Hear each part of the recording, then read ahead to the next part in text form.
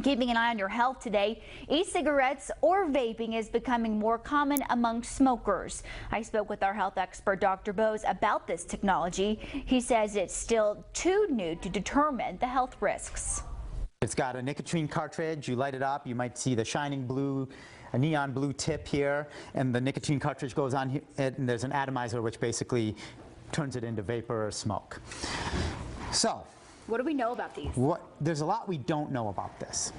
I would say, in my medical opinion, it's probably safer than smoking. We don't have a lot of studies on it, but just the fact that it does not have the tar, a lot of the other chemicals, the carbon monoxide, the tobacco, it's probably safer. However, what worries me about this is it does not fight the addiction.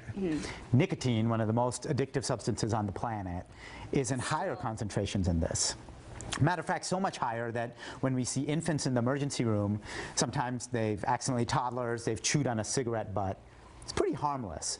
But when they get into these and chew on these, they come in, there's so much nicotine, they come in seizing, throwing up, sometimes paralyzed from it. So, you know, this isn't totally safe.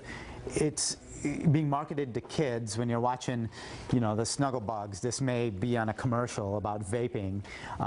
The companies are being acquired by the large tobacco companies, so we're marketing it younger, we're maybe getting kids addicted younger, and we just don't have the social data of how many people are using it to quit, how many are using this and cigarettes, how many are just using this. So we don't know the patterns really, but I'd say although it's safer, probably, we don't know what the propylene glycol in here that and that's what makes this vapor, what that does. It's not meant to be inhaled in this level of quantity. We don't know what the effects on kids are going to be and getting people more addicted, and the marketing of this is going to be. So, and they're slipping in other weight loss drugs, like they've found rimonabant in some of them. They've slipped in Cialis in some of these, which is like a Viagra equivalent.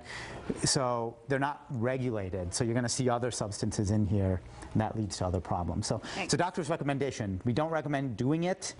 If you're trying to smoke, maybe this can kind of transition you to zero, but we want you to not smoke. I'd say it's better than cigarettes, but not great, and then quit. That's the complete best. Okay, Yeah.